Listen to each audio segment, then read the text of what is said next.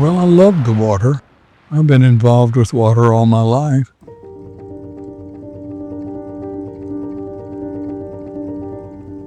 We humans love the sight of water. The sparkle, the soft waves, and the deep blue elicit a feeling of peace and vastness in us. Water reflects light. Skin glistens, contours blur, individual facets light up. The result is an interplay of exposure and concealment. Currents, drops, and wet fabrics expose contours of the body without revealing everything. All in all, appearing lively, sensual, and mysterious.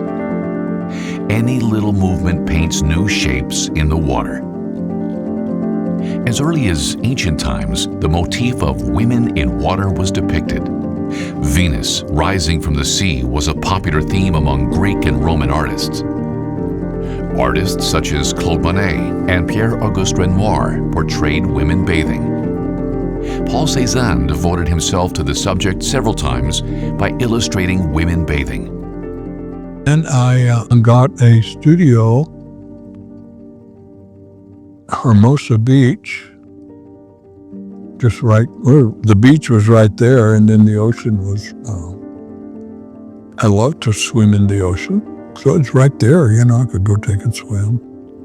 Pop art also became aware of women in the water. Roy Lichtenstein created a crying comic heroine in the waves, dramatic and ironic at the same time. In his pool paintings, David Hockney turned water into a mirror for light, emotion, and the invisible.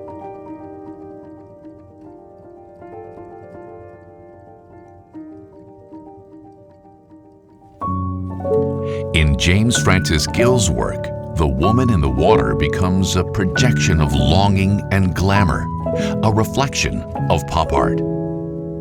For many artists in the past, the motif of women in the water was deeply connected to their personal experiences, relationships, and longings.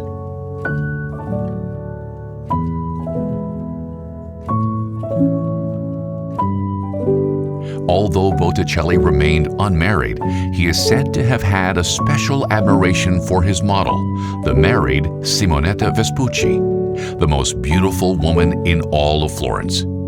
Her beauty inspired his Venus.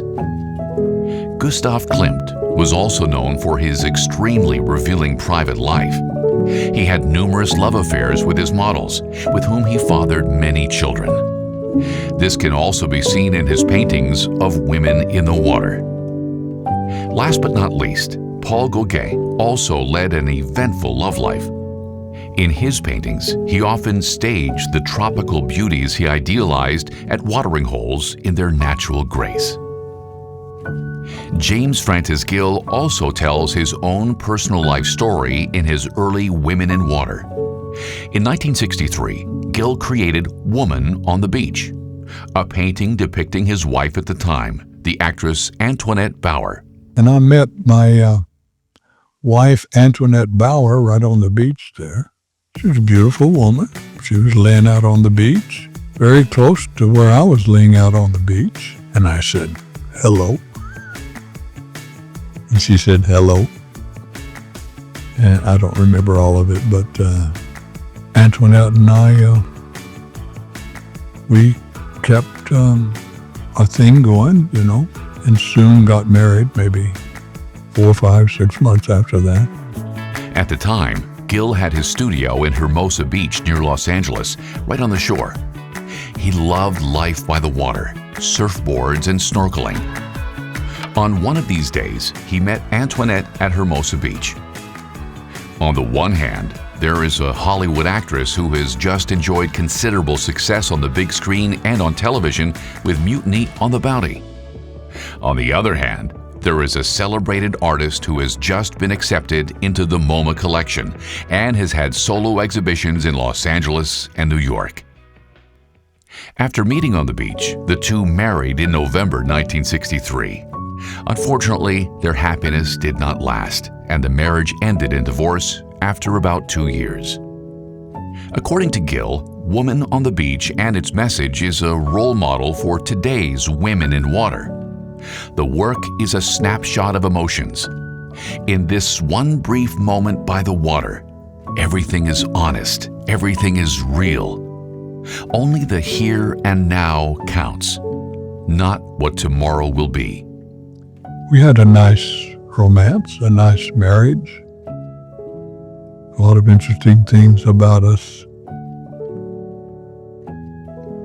The women in water capture ideal moments, without daily routine, worries, and problems. A perfect feeling.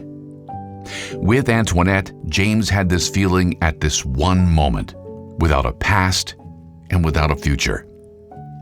Again and again, Gill took up the women in water and gradually developed them into what they are today. A jump into the water is more than just movement. It is a moment full of intensity, between weightlessness and heaviness, hesitation and courage, control and letting go. A feeling unfolds that blends out everything else. The seconds leading up to it are charged with anticipation. Then the body breaks through the surface of the water. Cold meets skin. The heart accelerates. The senses awaken. The jump turns into a transition from extroversion to introversion, from thinking to feeling. James Gill puts passion, emotion, and personality into each of his women in water. He confronts us with personal questions. Who is she? And why is she smiling? Is it a game, control, or seduction? Is her gaze directed at me, or am I just sneaking a peek? What is the water doing to her? What is the water doing to me? Well, the thing about water is there's so many colors and so many shapes. My women in water are pretty much the way I paint.